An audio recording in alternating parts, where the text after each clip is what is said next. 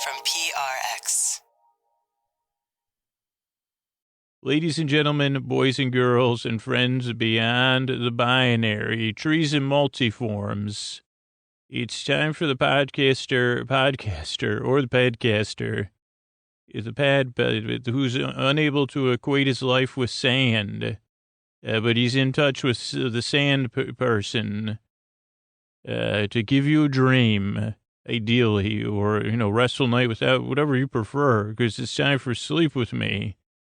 The podcast that keeps the sand in his mouth so it stays out of your bed. The podcast will put you to sleep. All right, everybody, it's time to talk about Helix. And you got to keep Helix in mind when you're doing your holiday hosting. And when you're thinking about your family, say, are you going to be comfortable this holiday season, this winter? Because I'm thinking of a couple people in my family that could use that trip to helixsleep.com/sleep to take that Helix sleep quiz. I'm thinking of my brother. I'm thinking of my dad. But I don't know if you have guests coming. What could be better than tucking them in a nice, comfortable Helix? Or as your kids are getting older, maybe it's time to upgrade their mattress as well. Maybe it's a self-gifting time, and you need a Helix. Have you taken the Helix quiz? How's the mattress you're sleeping in now? Was it made for you, your sleep preferences, your feel preferences? Because you've heard me talking about my Helix for years, how it fits my needs because I took that Helix quiz. I sleep on my side, I sleep on my stomach. The Helix quiz matches me each time. I mean, I'm getting ready to embark on a whole new long-term relationship now that I moved with a Helix mattress. And I really miss my Helix Dusk Luxe. It kept me from overheating at night, kept me comfortable whether it was on my side or my stomach or my back.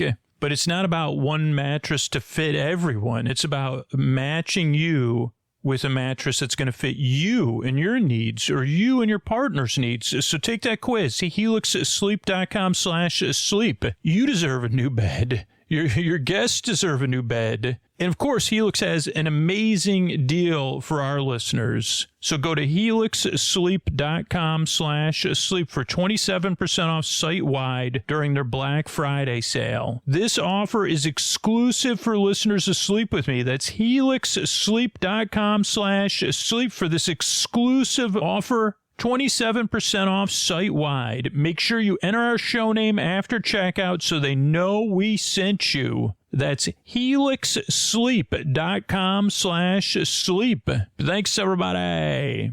All right, everybody, it's Scoots here, and I'm talking about a brand new sponsor, Everyday Dose. And if you listen to the show, you know how much I love coffee, but it's complicated, right? I love the smell, the steps of making it in the morning, the quiet time I have alone before I get my day started. But somewhere between the first cup and the second cup, I hit a wall, right? I'm drinking enough coffee to try to give me a jolt of energy, but it doesn't last. And then I start to get that edge, I'm jittery, I'm distracted. Later in the day, I start to lose focus. And then I go back to, wait a second, should I just drink 1 cup? Should I drink 3? Should I drink 4? Was it worth it? Like, what are the benefits? And you also know I'm someone that loves to tinker. I love to play around with stuff. I love testing out new gadgets, upgrades to my routine, doing things smarter. And I was like, man, I wish my coffee was smarter, right? I wish my coffee had an upgrade. Because if regular coffee's like a flip phone, what if there was a version of coffee out there that was like a flagship phone? Something that's like coffee, but without the downsides.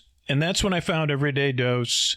Everyday Dose is coffee plus benefits. They combine high-quality coffee with powerful ingredients like lion's mane and chaga, collagen protein, nootropics, to fuel your brain, boost focus, and give you clean, sustained energy all day long. It tastes just like coffee without the downside. No crash, no jitters, just clean, sustained energy. Right now, for Black Friday, get 61% off your first Coffee Plus starter kit, a free A2 probiotic creamer, and over $100 in free gifts. Plus, enter for a chance to win $100 cash or get your entire order refunded. Visit everydaydose.com/sleep or use code SLEEP at checkout. Thanks, everybody. Hey, everybody, this is Scoots, and this message is for specific people. So if you're a super fan of the show, if this podcast changes your life on a regular basis, if you fall asleep fast or you listen all night long, if you listen to 4, 5, 6, 7 episodes a week, or you've listened in longer than a year, longer than 3 years, longer than 5 years, and you've been considering supporting the show or on the fence or whatever they say, I have to ask you, like, which of these would you miss if they were gone? Me as the host? Would you miss me being the host if it's gone? The consistency of the releases, episodes coming out every single week, reliably, on time, the selection of the episodes, 600 episodes to choose from, the tone, what would you miss? Because those are the things that are going to go away if people who listen all night long, people that fall asleep fast, people that listen multiple nights a week, the people that haven't decided yet, and you listen consistently, makes your life better consistently, and you'd miss those things if they were gone. We need you to consider supporting the show right now. We've been working. I've been really putting myself out there since April, but it does come down to if the podcast changes your life for the better on a regular basis and you haven't considered supporting the show on Sleepin' Me Plus and you've just been putting it off. I think there's enough people out there. I hope there's enough people out there that I just have to get through you as clear a way as possible. So if you'd miss me as a host, if it doesn't matter to you, then it's not an issue, right? But it really comes down to if those people that benefit the most support the show, we're here on a regular basis. I'm here. Everybody else is here. The consistency, the number of episodes, the styles, the enthusiasm, it's all here because of listeners like you. So if you're putting it off, don't put it off any longer. Support the show at sleepinmepodcast.com/plus. Thanks. Oh, Mystery Bart. A lot of people help out on this show. Who are they? Chris Posty Poster Son sounds like an earful. Wrote the theme song. Edits episodes too. Carl W. the Legend. Also edits episodes. Ashley, Kenny, Scotty, Jennifer. Runner. Eric and the team at Astound or on the website. I am the Mystery Bart. I do the lullabies, yeah. I do commissions at jonathanmann.net. I'll write a song for you. Any reason at all. You can tell me the story and I'll make it personal. You see the kindness shine straight on through when the listeners form their own Facebook group.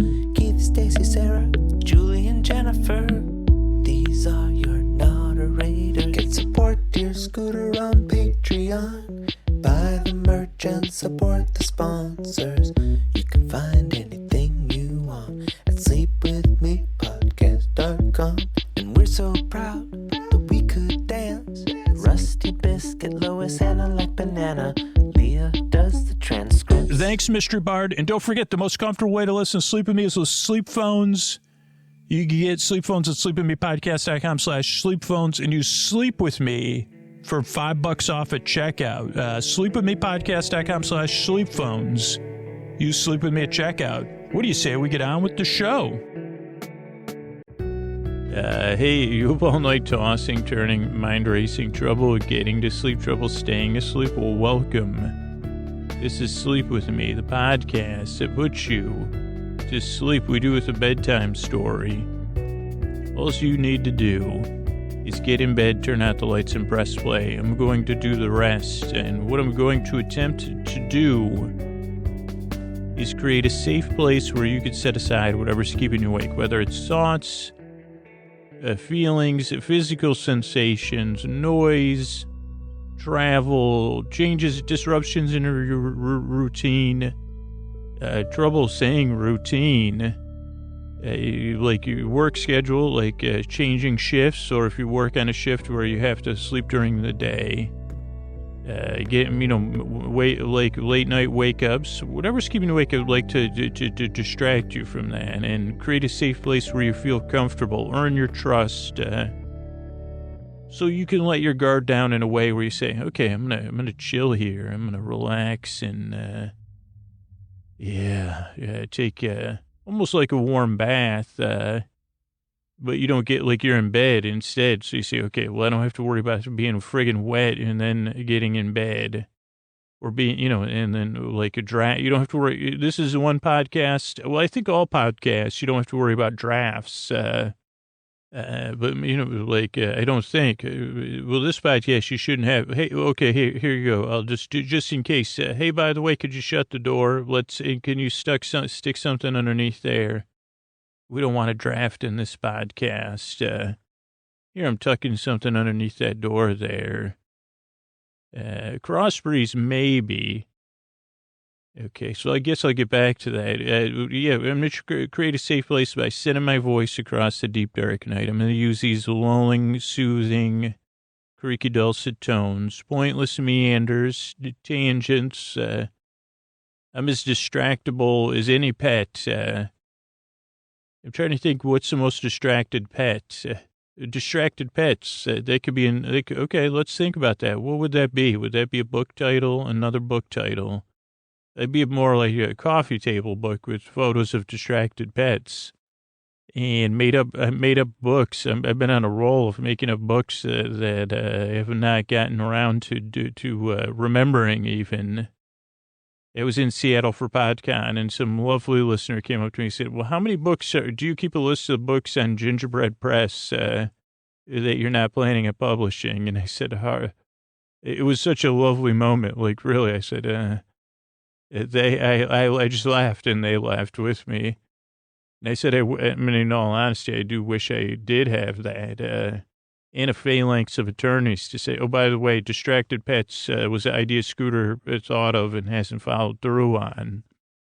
Maybe we could pair it up with, like, people of New York. We could do distracted pets in New York, and then they could do all the work, and I could have half the credit and all the other stuff. Anyway, what was I talking about? Did I get distracted like a pet? I did. If you're new, welcome.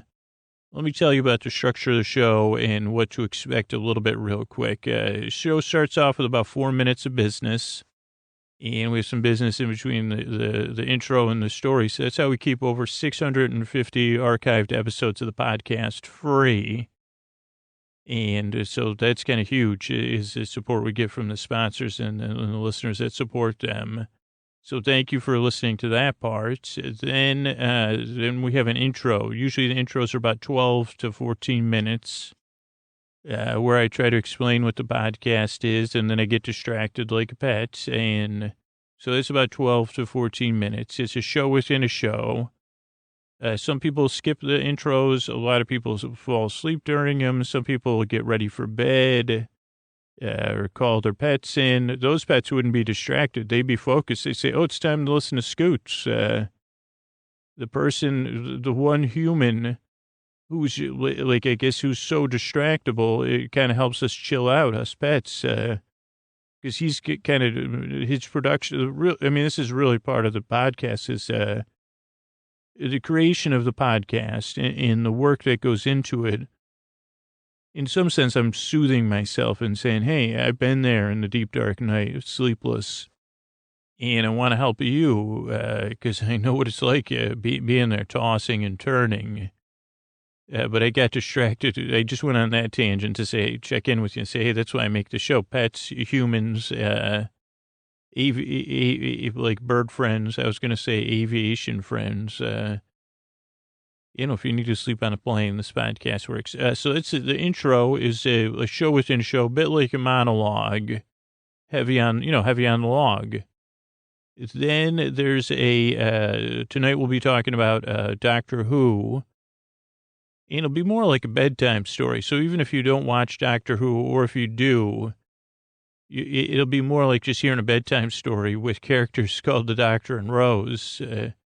And that other dude, Johnny Slick, or whatever his name was, that crafty American, who I say, I don't know if I'm his biggest fan. So I'll talk about Doctor Who, the Doctor Dances episode tonight for about 45 minutes or so. And that'll give you plenty of time to drift off too. And then we'll have some thank yous at the end. So that's a structure show, but here's the thing. You don't need to listen to it. You can kind of listen to it. You can barely be engaged. If you can't sleep or if you got worries or anything, I'm here to keep you company, to comfort you. I guess more distract you, to just be here for you. So if you can't fall asleep for some reason, I'll be here all the way to the end.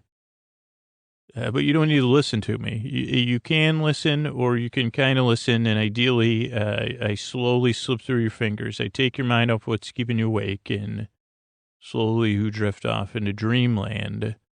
But there's also no pressure to fall asleep. I'll be here for about an hour, as I said, to be your companion in the deep, dark night. So you fall asleep at your leisure. Now, let's get back to these pets. So what is the most distracted pet? I mean, I would say probably dogs are pretty distractible. Cats would never tell you. You'd say, if you know, I do have every once in a while, sneak in a secret message for cats. So I'm going to sneak this one in there. And that told the cats, I'm sorry for going on a tangent about this, because I don't know if the cats will like this. But if you asked a cat, if you had me as an interpreter, oh, by the way, I don't offer this as a service. If I did, it would be prohibitively expensive. That's why I don't even offer it to translate. The hard thing is cats usually won't give me the time of day, even though I speak cat. And I also speak kitten, yes, to answer those questions. Cats won't necessarily engage me in conversation, kind of like many humans won't.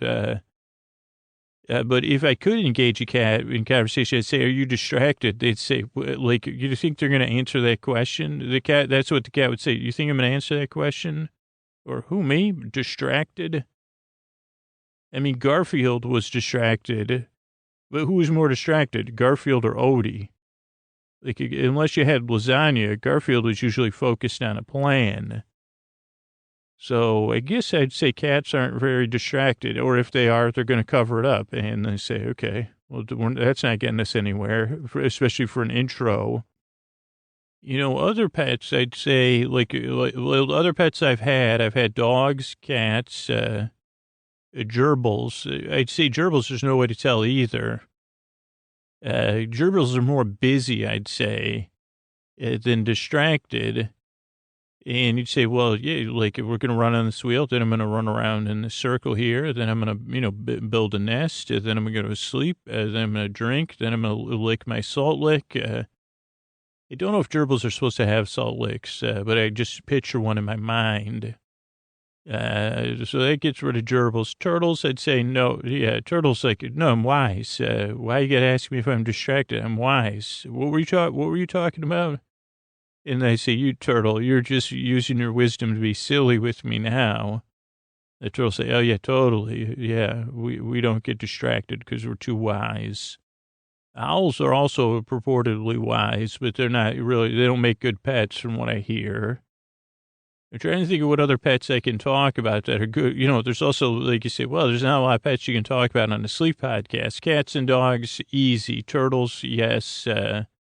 Gerbils, because I have a personal connection to them, they get a pass. Birds, I'd say, they're more distracting. No offense, birds. I'd say they may be distracted. I don't know. I guess I'd have to team up. Maybe this could be another study Hank Green could fund, but, you'd say, hey, birds, are you distracted or are you just chirp? You just say, no, we're just doing stuff. I think that's what, like, I'll have to try to pick up some bird dialects and see if I can communicate with them. But I would imagine they'd say, no, we're doing stuff. We're making the most of this situation where we're in this freaking cage. So yeah, we're moving around, jumping from swing to perch and singing.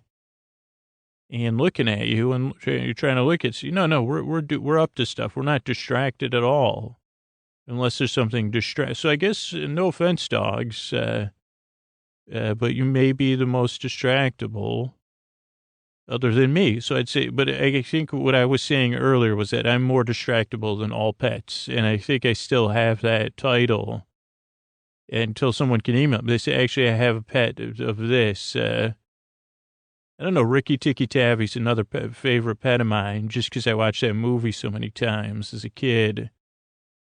I think that was a Don Bluth feature, or maybe not, but and I don't even remember the whole thing other than Ricky. I think I just like saying Ricky Tikki Tavi. It really, like, you go ahead and say it. You go ahead, let's do that in our sleepy voice. Ricky Tikki Tavi. It feels good. It's just one of those words that, yeah, I think it may, I don't want, I guess I'm going out on a limb here with, I'm dropping all sorts of things like, no offense to supercalifragilisticexpialidocious, which is a mouthful and a nice phrase or word. Ricky Tikki Tavi's better. And I guess you'd say Ricky Tikki Tavi is a proper noun. But I'd say maybe not. Maybe it's been, it's so old. No offense, Ricky Tikki Tavi or Don Bluth Estate. If there is a Don Bluth Estate, I don't know. But Ricky Tikki Tavi, we could make it into, what would we make it into? A verb? Or some sort of descriptor? You'd say Ricky Tikki Tavi. I don't know what, but it sounds good. And this podcast is ideally supposed to be a little bit goofy, but sound good.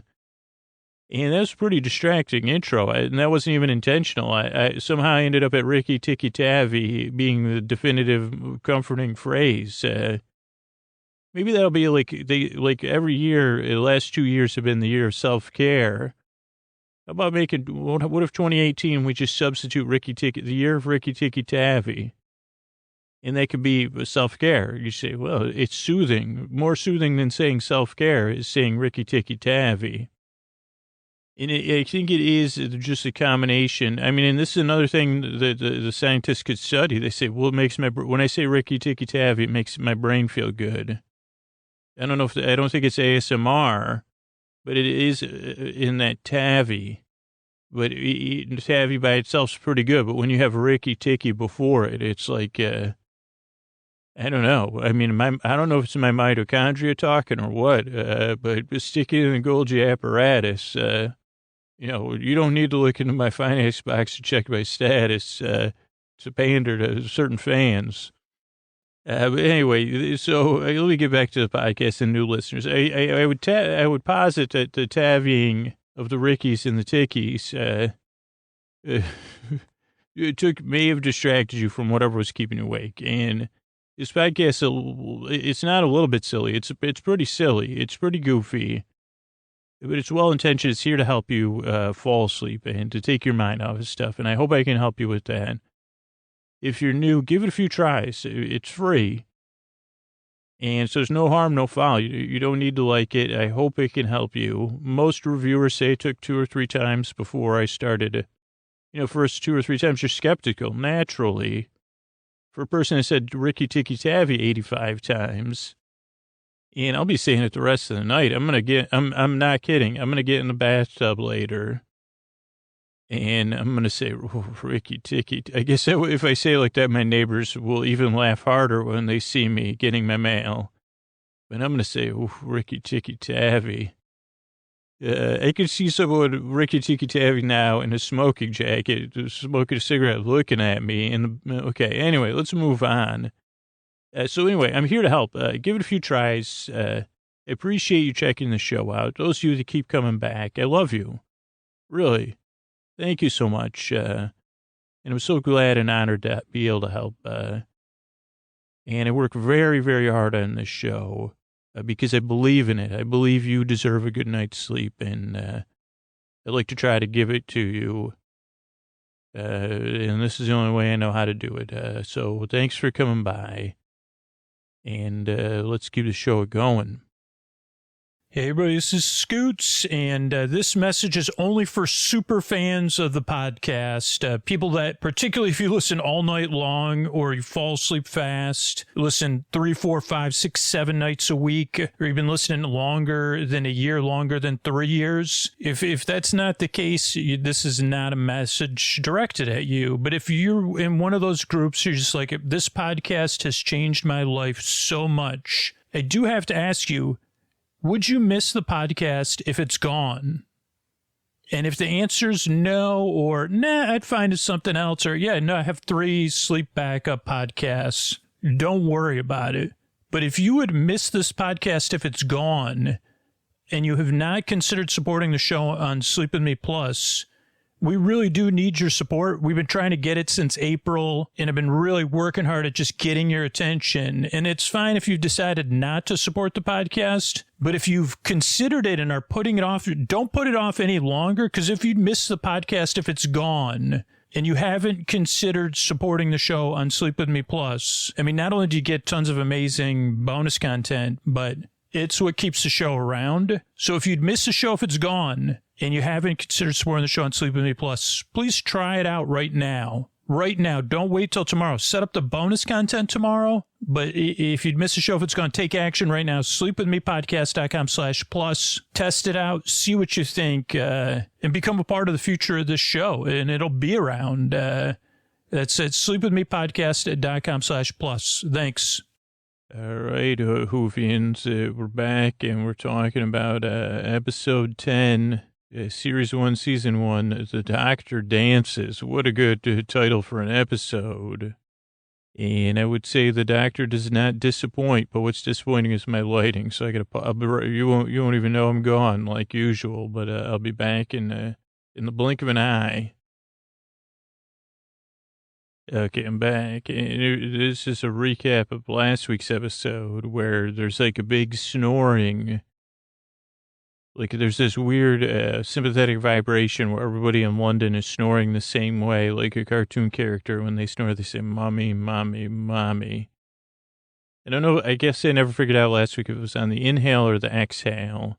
We also meet a character, Jack Harkness, who's dashing, kind of. I can't tell if he gets on my nerves because he's too crafty or because he's too handsome.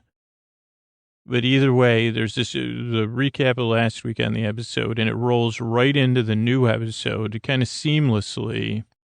And I thought that was cool. Right into the action with Dr. Rose and Jack. And what happens is all the snorers come, and when they get to the snoring, this sympathetic vibration snoring, they also sleepwalk. And so Jack has to tell them to go to their rooms. He doesn't say without supper, which I think would be the proper thing, but everybody's sleepwalking around, making he says, "You're not going to get a good night's sleep sleepwalking around. Go to bed. Go to your room," he says very sternly, like a parent. He says it twice. And I said, "What?" And then head turn. Oh, because one of the, they're all listening, the snorers, they're still listening in their sleep, so their heads turn like, what is he talking about? Why head turn? And he says, "I mean it, I'm cross. Go to your room." And he points, and everyone's kind of slinks off to go to bed. Meanwhile, Nancy was also dealing with a snoring situation, kind of babysitting, and somehow the sympathetic vibrations for the Doctor work across London, and at least temporarily, everyone slinks off to bed, and the Doctor takes a big breath. He goes, "That would have been those would have been terrible last words." Then the episode opens. The episode was written by or directed by Stephen Moffat. I'm not sure which one, directed or written. I would assume written. And let's see, Jamie walks off and Nancy watches, and she's a little down because Jamie and her siblings, at least at the beginning of the episode, and she watches Jamie watch off. She's a little down. It just says Dr. Dances by Stephen Moffat, so I would assume it's written, but then Rose has the WTF moment, which I'm not sure what it is yet. Let's see what it is. There's Nancy watching Jamie head off. The doctor says, "Yeah, those would have been terrible last words." Oh, and they say, then Rose says, "WTF, what's with all the people?" Oh, she hadn't been acclimated to the snoring and sleepwalking. So she says, like, WTF. And Jack knows all about it. And at the end of the last episode, Jack was talking about how he's going to con Rose and the Doctor. So the Doctor says, "How are you going to con us?" And he goes, "Well, I got that mauve tube or whatever, the pickle ship, and I was going to convince you that it was valuable and have you pay me up front and then have the ship vanish. So when you went to get it, you'd say, 'Oh, we paid him, but now it's gone. Problem solved.'" And then he goes, to one of my signature moves, and I buy him with a drink with his own money, and we discuss dumb luck. A perfect self-cleaning con. And Doctor goes, yeah, great. And then Jack tries to deflect. He goes, yeah, that's my move, man. London, Pompeii. He goes, set your alarm for volcano day. And Doctor and Rose are kind of looking, just scolding him with a look. And then Jack goes, getting a hint of disapproval. And Doctor goes, take a look around. Your little Mo ship caused a sleepwalking snoring thing. It's feeding the sympathetic vibrations. And Jack goes, no, it isn't. It was just a pickle ship. And the Doctor goes, Rose. And she goes, yeah, Doctor. He goes, let's go deal with some stuff upstairs. And Jake's still trying. He goes, listen, I programmed the ship's computer. He goes, this has nothing to do with the other thing. And Doctor goes, I'll tell you what's happening. You forgot to set your alarm clock. It is volcano day. Then there's an all clear signal. Jack tries to talk his way out of it. All clear. I wish, something. I don't know what I said. I wish. Then Nancy kind of gets busted. She's surprised. She's nicked, as they say. Doctor is walking. Jack and Rose are following after him. Ballisted. I don't know what that says. Ballisted. Let's see. Nancy gets nicked. Jack calls him Mr. Spock. And Rose calls him Doctor. And then the Doctor says, hey, Jack, you got a laser, any kind of lasers? And he goes, oh, yeah, I got a sonic thingamajig. And they go, where are we going? And the Doctor goes, this is where the snoring started. No, not started in this room here. And he goes, when your ship came, this started the snoring, the mummy snoring. And Rose goes, well, what do you think happened? Doctor goes, let's go in. Jack, open the door with your laser. And Rose says, what about your sonic screwdriver? And then Jack uses his thing. It cuts a square hole in the door, in the lock. And he says, sonic blaster, 51st century. Or no, the Doctor says, is that from Villaingrad? And Jack says, you been there? He goes, once, but it's gone now. Oh, no, Jack says it's gone now. And the Doctor says, yeah, right. I went there after. There's a banana grove there. I like bananas. Bananas are good. And then Rose goes, nice blast pattern. Hubba. And he goes, yeah. And she goes, I like it. And I said, holy subtext about a square. I said, I don't know what the subtext is, but I'm sweating. And then they go in a room. It's all jacked up. The room's got a big mess. And digital square, total look. What does that say? Total lock. I don't think I use the word lock ever, but I see it in my handwriting. You could say my handwriting's a lock mess. They say, well, what happened to Nessie? I don't know, but I know about Messi, Scooter's handwriting. It's all at the bottom of that, wherever the heck that is. Lock mess handwriting. But they go in the room, there's stuffed animals, lots of drawings from the kid who was having trouble sleeping, just like little Andy did. And then there's recordings that say, hey, have you been sleepwalking and snoring and saying mummy? Mommy, but with a mummy, not with it, but he's saying mommy. And they say, I've heard this voice before. Yeah, called on the radio, called on the phones. Nancy's the rich dad, the sweat on my brow. Oh, so Nancy gets busted by this rich dad.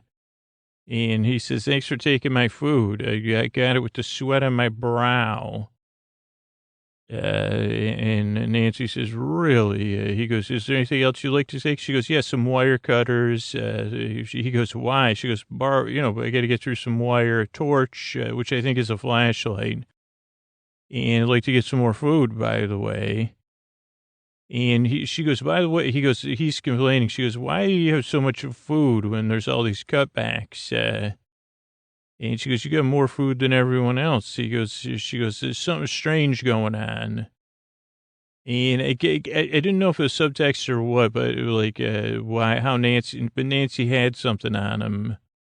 And she goes, wire cutters and a torch and food. And I'm going to use the bathroom too. And she goes, oh, now you're sweating. So Nancy gets out of there because she's quick on her feet, thinking she could be the next Rose. I don't know if she ends up being the next Rose, but she should be. And Mr. Lloyd was that guy's name. He's a part of landed gentry, no doubt about it. And she opens the door. Doctor's pacing, listening to the tape, and the snoring. And this was before sleep labs, so this is all like, because it's a sympathetic snoring, sleepwalking situation. Parents did not go away for a week's vacation. And the doctor goes, there's energy in here. And they go, what? And he goes, yeah, your little human brains can't pick up on it. And Rose says, when doctor's stressed, he takes it out on humans. And the doctor goes, Rose, I'm thinking. And she goes, even when he cuts himself shaving, he'll go on and the doctor goes, what about all those kids? He goes, I can't think of it. And Jack goes, it's not my fault. I didn't do it. It's almost like he's using hashtags. And the doctor goes, I don't know, Jack. Too many coincidences here. Something did happen, and it's powerful. He goes, this infectious snoring and sleepwalking, sweeping through London. And then the snorer says, I'm here to snore in the room. And Rose goes, what is that? Is that snoring? What's the noise? The doctor goes, it's the end of the tape. It ran out 30 seconds ago, the snoring. And this little boy says, can anybody hear me snoring? Because I'm talking and I'm snoring at the same time. And he's snoring that mommy snore from the cartoons. And everyone's like, wait, how can you talk and snore at the same time?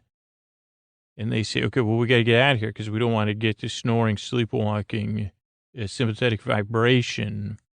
So they say, let's get out of here. Doctor, he pulls out a banana. Oh, no, the doctor had switcherooed with Jack's sonic thingamajig with a banana. And he has it. So then he opens a square hole in the wall. They go out. He says, don't drop the banana, by the way. And then Jack says, why? He goes, good source of potassium. Hardy har. And then they're on the run because they don't want to be, they've got work to do. They can't fall asleep and walk around. And then Jack does a digital rewind, heals the wall, throws it back, the banana back to the doctor. He says, nice switch. The doctor goes, this is a banana from Villaingrad. Thought it was funny. And the doctor said bananas are better than sonic things. And then they're running around where they are, Sleep Institute or Future Sleep Institute. So, doing backstory about the snoring. They say, what is this? And Rose goes, let me see that sonic thing, dude. What do you got? He goes, doctor, by the way, do you have any sonic envy? What do you have? And the doctor goes, a little sonic, little thing, good at using. I know what I'm doing when I use it, though. Believe me. He goes, just because it looks like, not like yours, it doesn't mean I don't know what I'm doing. He goes, it's totally sonic. I'm sonic, totally sonic. I'm sonicked up. And Jake goes, well, what is it? How would you describe it? And he goes, like a sonic screwdriver. But then Rose uses Jack's sonic thing to open a hole in the floor. They get to the next level. They close it back up with the digital rewind. And doctor goes, could have used a warning. Rose goes, so much gratitude. And then Jack goes, who has the sonic screwdriver? And the doctor goes, that's just what I like to call it, man. Why do you got to, he goes, why you got to throw, this isn't throwing shade. We're trying to deal with a snoring situation. And Jack goes, who looks at a screwdriver and says, oh, this could be more sonic? And the doctor goes, what, have you never been bored before? So then they're looking around. And then there's tons of, the snorers are everywhere at this point, the sleepwalkers. So they got to get out of there. And they use a sonic screwdriver, I think, to open the door. And go, because Jack's thing stops working. He goes, oh, your battery's low. Rose goes, a battery? And so the doctor opens it. She goes, that's a lame, man. Not impressed. The doctor's sonic screwdriver runs on sonic stuff. But then they're in this room, like a storage room. And the doctor goes, yeah, I was going to get another one, but factory's gone with covered up with banana groves, according to the doctor here. And doctor goes, yeah, this doctor, she goes, from the first day I met him, there was mannequins walking around London. That's practically how he communicates. And the doctor goes, we'll be fine for a little while. And then he starts trying to brainstorm, blue sky. He goes, assets, let's figure this out. And Jack goes, well, I got a banana. He goes, maybe you could put up some shelves with your screwdriver. And they say, well, the window, we can't go out the window. No other exits. Jax just sits down. He goes, well, the assets conversation went by quickly. And the doctor goes, where'd you pick him up anyway? And Rose goes, doctor. And Jack goes, she was hanging from a barrage balloon.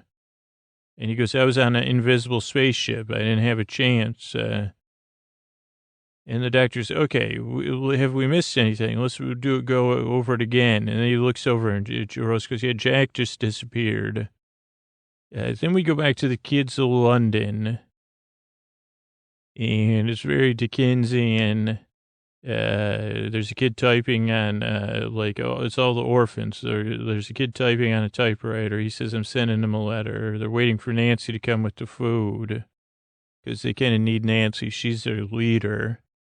They said, we were waiting for you to come back for us. And she goes, okay, here's the food I have. She goes, what are you doing with that? And they go, well, Jim's going to he's writing a letter to me, Dad.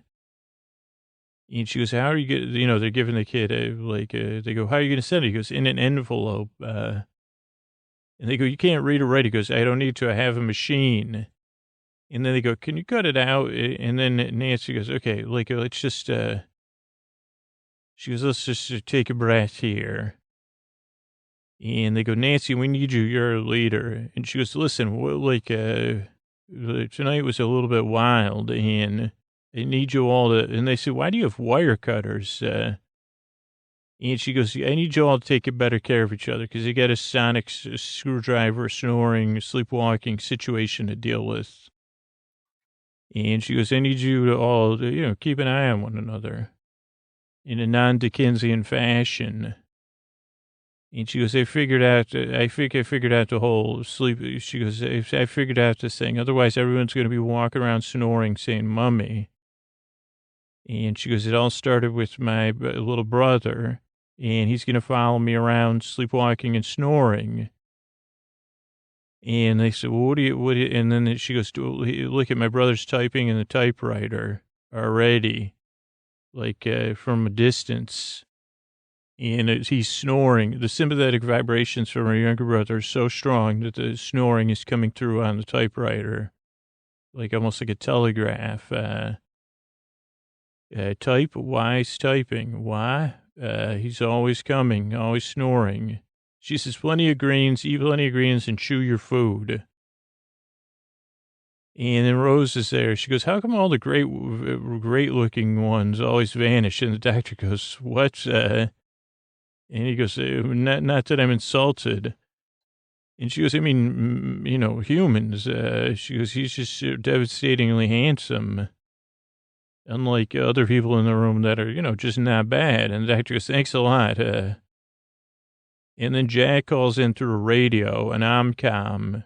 He says, I'm on my ship. I could teleport, but only I could teleport. And the doctor's radio seems supposed to be working. He goes, yeah, don't worry. I got an omcom, anything with a speaker grill.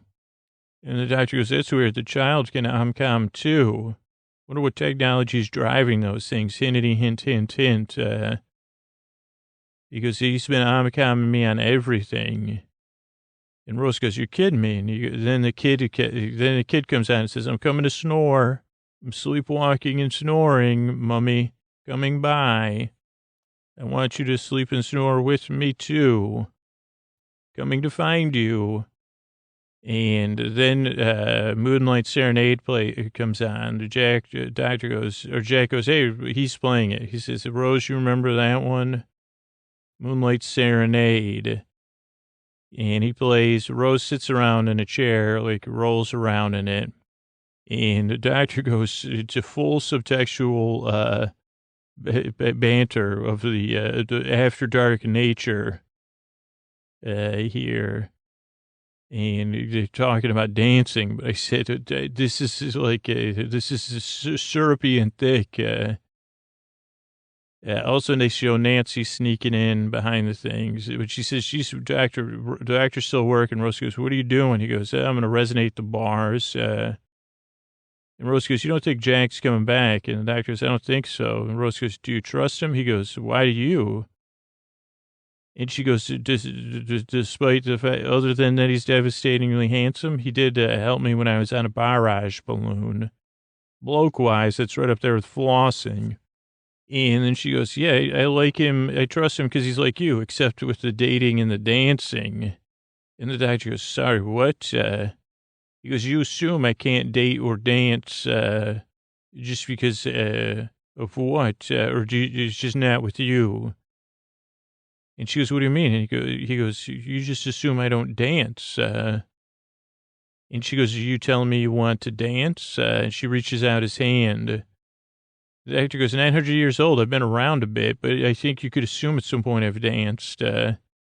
Rose goes, so really you? And the actor goes, can't believe it. And she goes, what happens if you do dance? And he goes, well, I got the moves, but I don't want to boast. And Rose goes, really, you got moves. And then they're kind of starting to kind of dance. It looks like they're going to dance. I mean, like actually dance. They're keeping it totally on public airwaves level. Rose goes, show me your moves. The doctor goes, Rose, I'm trying to resonate concrete. And Rose goes, don't worry, Jack's going to be here, so let's get some dancing. The world won't come to a close just because the doctor dances. And so then they kind of start to dance. The doctor goes, barrage balloon. What? He goes, you were hanging on a barrage balloon. And she goes, yeah. And then I had my shirt on, and the doctor goes, I've traveled with a lot of people, but you're super Jeopardy friendly. And he's looking at her hands, and Rose goes, you call this dancing? Because I got some notes. And the doctor goes, how come you're like, you're in such good shape if you're hanging from a barrage balloon? She goes, Jack had some nanobots or something that fixed me up. Captain Jack. And the doctor goes, he's Captain Jack? She goes, well, he's Jack and he's Captain. And the doctor goes, he's not a captain, Rose. And she goes, are you sure you don't have sonic captain envy? And they said, I've had all of these things. Sonic screwdriver envy, captain envy. And Rose goes, start dancing, doctor. Start moving your legs. And doctor goes, if he was a captain, he would have been defrocked. And then suddenly they're teleported onto the ship, but they don't know it yet. And Rose goes, yeah, shame I missed him getting defrocked, hubba hubba. And Jack goes, I didn't get defrocked. Nobody takes my frock, doctor. I quit. And then they're like, holy cow, we're on the ship. And Jack goes, yeah, you were too busy dancing to notice I teleported you. But then the doctor says, you don't even know how to fly. You know, they go back and forth with some banter. Jack goes, yeah, this is one gorgeous ship I have here. And I told you I'd be back. And the doctor goes, this is a Chula ship. And Jack goes, yeah, just like the pickle ship. And he goes, only this one's a smooth, cool ship. And then the doctor, the nanobots, the nanogenes, check out the doctor. He says, nanogenes? And they go, yeah. So the doctor goes, yeah, totally. They're nanobots, fixing everything. And the doctor goes, let's go look at the pickle ship. And Jack goes, yeah, sure. I got to get the NavCom back online. Get comfortable, you two. Get back to whatever you were doing. The actress, we were just talking about dancing. And Jack goes, didn't look like dancing. And Rose goes, it didn't feel like dancing. And the doctor goes, did she say, I don't understand any of this? I guess the subtext is too subtextual for me. Then Nancy gets nicked again, trying to sneak to the pickle ship. And she gets stuck with some person. And she's like, are you going to fall asleep? Or do you have the snore thing? Or not? And the dude goes, I don't know. I don't know what you're talking about. She goes, well, why do she goes, and Nancy's like, I got stuff to do. And they go, sorry, Nancy, you know, you're busted. We probably think you're a spy or something.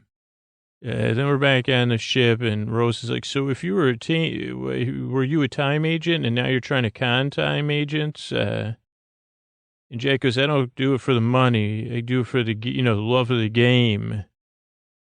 He goes, he goes, they took 2 years of my memories, too, by the way. And he goes, I don't know what I did for 2 years. Such a ripoff. She goes, your friend doesn't trust me. Maybe there's a reason he doesn't. And then they say, okay, let's get going. So then we see Nancy again trying to deal with that they busted her. And she's like, then she's like, what am I going to do? Like, is it the dude starts snoring. She's like, he's going to start sleepwalking, and then I'll be here for the sympathetic vibrations. That's terrible. Jenkins was the person who's feeling snory. He's also very professional. And then it's the voice says, yes, Mummy. He's snoring in his waking moments. Doctor, Jack, and Rose, there's a cool shot of them rolling up to the pickle ship site. They say, Jack says, it's Algy's on duty. Me and Algy have, had a little run together, so I could go distract him. First, Doctor assumes Rose would be the distraction. And the doctor makes a lot of underhanded comments here. I didn't know if they were open-minded or closed-minded comments, or like that he's so jealous of Jack, that he, so I couldn't quite figure that out, because he says, he's a 51st century guy. He's just flexible with dancing. And Rose goes, what do you mean? I get maybe it's exposition, because the character goes, well, by his time, humans have spread out across the whole galaxy, meaning they kind of open their minds and their bodies up to new experiences. And Rose goes, that's what we do when we get out there, tons of dancing and dancing and dancing. And the doctor goes, yep, dance. But by the time Jack gets to Algy's already sleepwalking. So he says, Mummy, he's doing the snoring. And Jack's like, oh, no. So the doctor goes, just everybody stay back. This is like a sympathetic vibration snore, sleepwalking thing.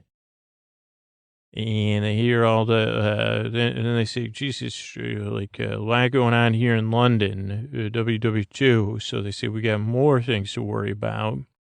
And Jack goes, I wouldn't worry about all this. And the doctor goes, this isn't just here. He goes, this snoring sleep thing is spreading sympathetically through the world if we don't deal with it. Then we realize Nancy has a temporary cure, which is singing lullabies. Because to Jenkins, she's singing a lullaby, and it's working. He's not snoring or sleepwalking. He's just sleeping. And the doctor says, hey, Nancy, let me help you. And we'll check out the pickle ship. But meanwhile, her little brother is calling all the snorers in to defend the pickle ship. And then Jack hops on the pickle ship. He starts doing some programming. He says, see, this isn't a big deal. I didn't do anything wrong. And then he starts programming it. And then it's like, they're like, you did, like, what? And then it calls everybody in. But Jack's like, this doesn't have anything to do with the snoring and the sleepwalking. And the doctor goes, it does. I just haven't figured it out.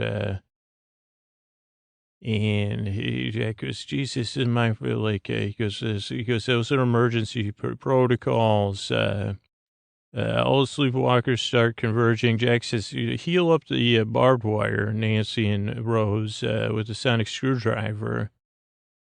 So then he calls Captain Jack, secure those gates, he says. He gives Rose a special code to deal with the thing. He says setting 2428D.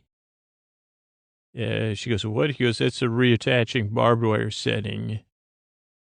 And then Rose has a few minutes alone with Nancy where she tells her she's from the future and it gives her hope. She says, London, you Londoners are tough. It's going to be great. She goes, we're time travelers from the future. And Nancy goes, you're bonkers.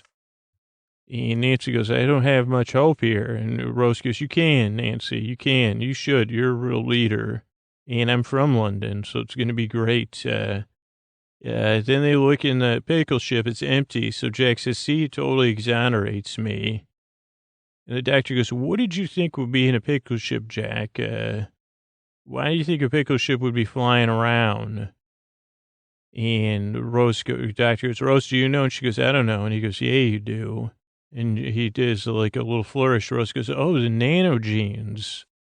And the doctor goes, dude, it wasn't empty. It's full of nanobots. And they're trying to put everybody to sleep and snore because the first thing they encountered was a sleeping kid. And now they're just trying to replicate that because that's what they have as the default setting as soon as you had it in the defaults.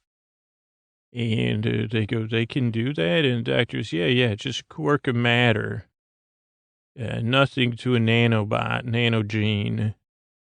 He goes, these aren't the same ones you have on your ship, Jack, because they didn't know what a person was. They thought a person was a walking around snoring person. So that's why they're doing this. They have a good intention. They're just following their programming. Nanogenes, yo. That's what I put. Holy nanogenes. They'll fix everything. Quirk of matter. Then doctor keeps scolding Jack. He's really on Jack's case. He's like, you really blew it, man. You really blew it.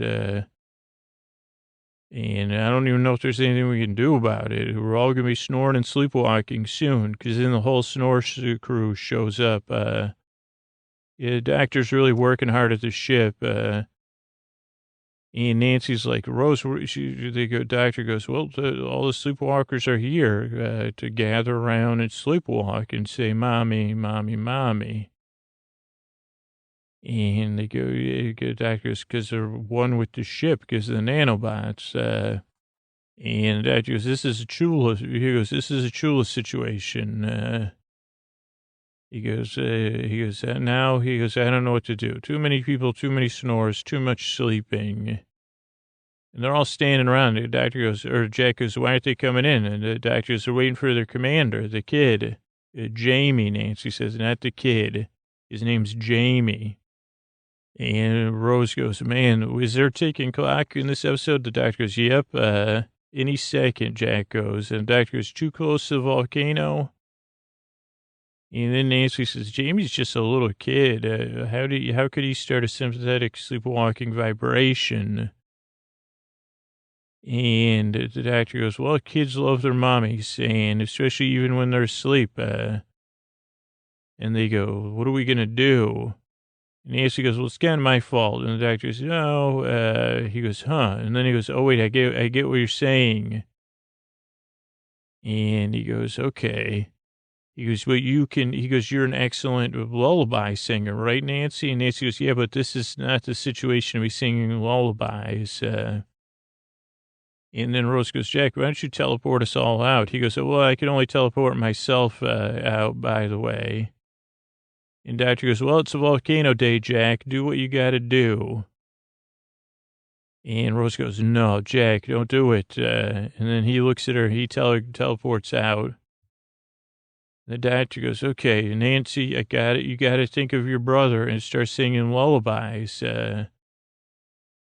He goes, I know, you don't want to because this is a bit overwhelming, but you got to sing some lullabies and, picture your little brother, like awake doing stuff. Like we're going to do a lullaby with a reverse intention.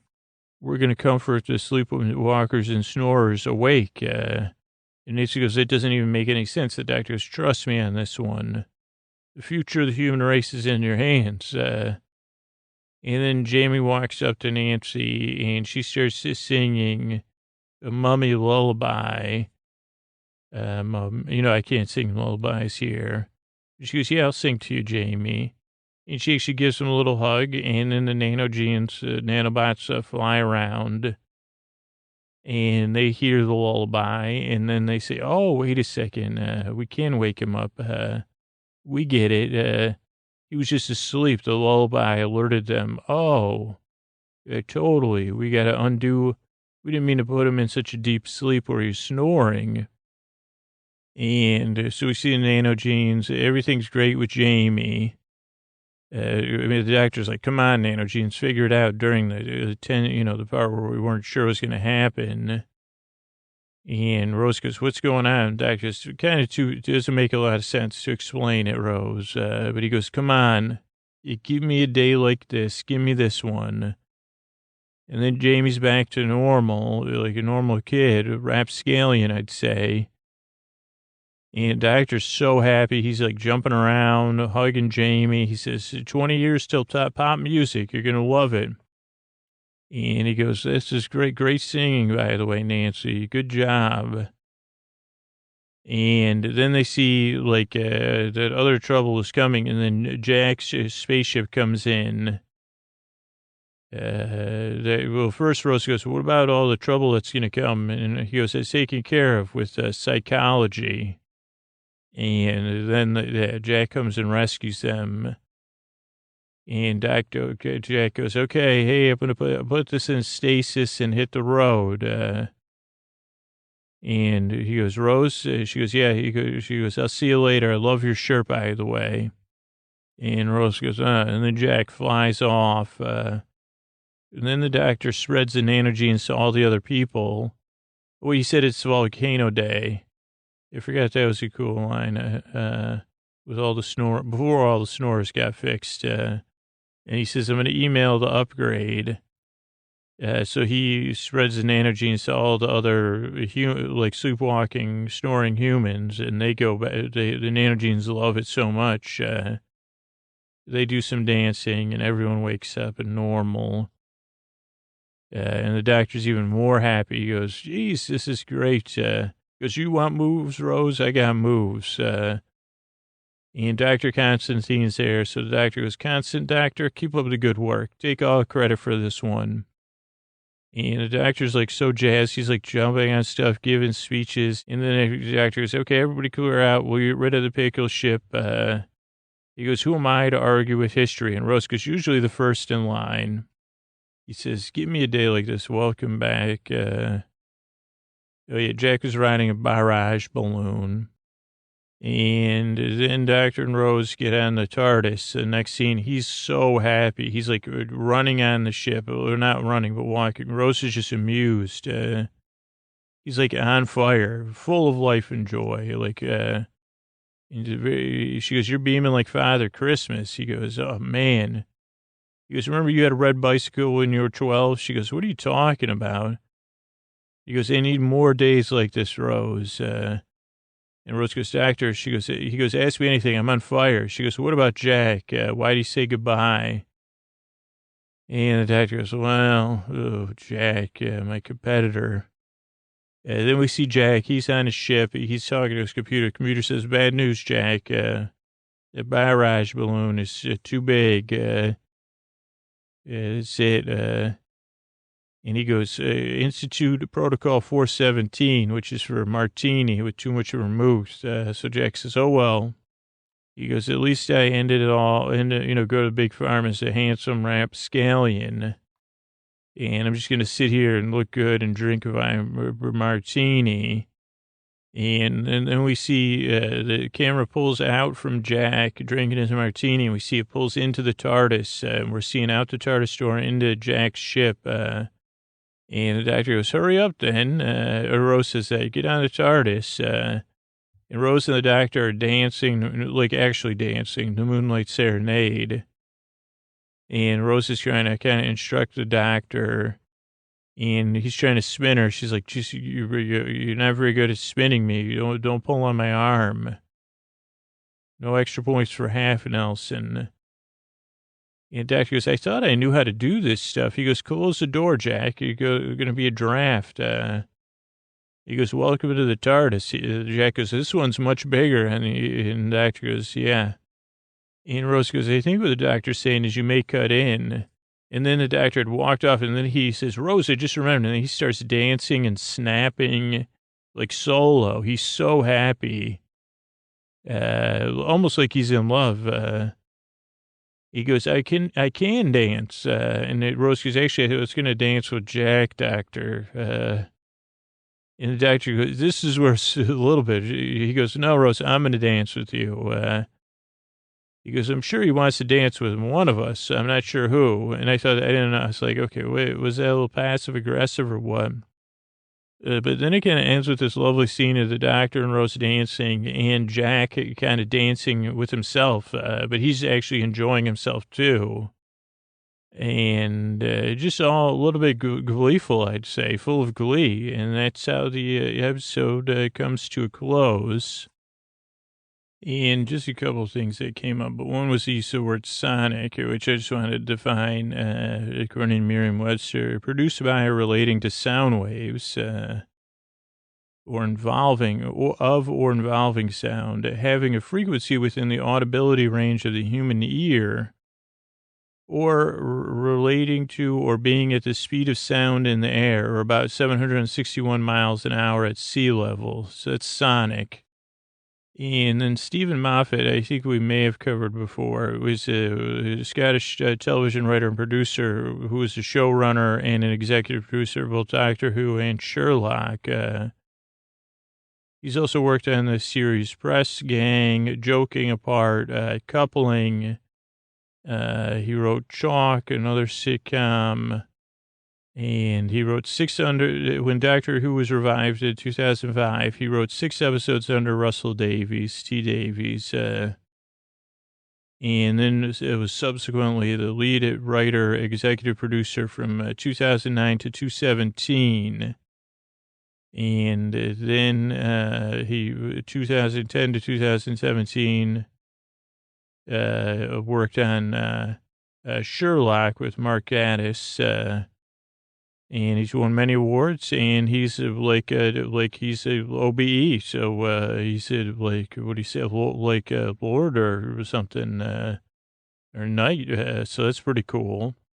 And then the word nicked has a lot of definitions. This is from the Free Dictionary: a shallow notch or cut, indentation on an edge or surface. Chiefly British slang, a prison or police station is a nick.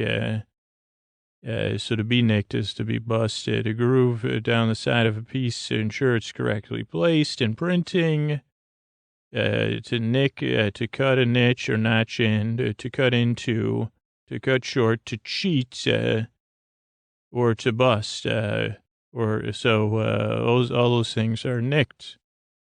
And I think that's everything. So I hope you have a wonderful evening. Oh, looks like Jack, this just came up here on my screen. Jack Barrowman is the actor for Jack, and it looks like he did go on to be on Torchwood, which I think was a spinoff of Doctor Who. So he did get and then he was on Arrow and The Flash. So he's a big star. So, I mean, he, like Rose said, he's pretty devastatingly handsome. And he's very, very rapscallion, enough to make me jealous and the doctor jealous. So that's it. Good night. Hey, boys, this is Scoots. Before you go to sleep here, this is just a tuck you in message for super fans of the show, super listeners, people that listen all night long, people that fall asleep fast. Maybe I caught you somehow. People that listen 4, 5, 6, 7, 8 episodes a week. People that have listened longer than a year, longer than 3 years, longer than 5 years. If your life has changed, I've been saying this since April in a really direct way, but if the podcast makes your life better, it has changed your life and it's not replaceable. Like if you have something you could replace this podcast with, don't worry about it. But if you say, man, I'd have trouble replacing this show. Scoots didn't make the show anymore. I don't know how I'd feel about somebody else making the show. If Sleepin' Me was just gone, or if it was behind a paywall, if there was less episodes, less free, or if the show was just not there, would you miss it? Would it be hard for you to replace it? If that's the case, please consider supporting the show. Test it out even. Just sign up right now. Don't wait till tomorrow. Because most people that wait for tomorrow wait a few years, to be honest, or maybe never support the show. It's always tomorrow. Don't wait till tomorrow. If you're going to miss a show, support it right now. Set up the bonus content tomorrow when you're rested. But you could do that. sleepwithmepodcast.com/plus. sleepwithmepodcast.com/plus. Then you don't have to worry about any of this. And also, like a lot of people that aren't in a position to support the show or having to cut back right now, you'll be supporting the show for them too, which is pretty cool. But if you've been thinking about it and you haven't done it, you're who I'm trying to get a hold of. Because a lot of people, more people have decided they're not going to support the show than support the show. But it's the people in the middle that I just can't quite get a hold of that are going to change the future of the podcast either way. So if you're one of them and you'd miss a show, support it. sleepwithmepodcast.com/plus. Thanks.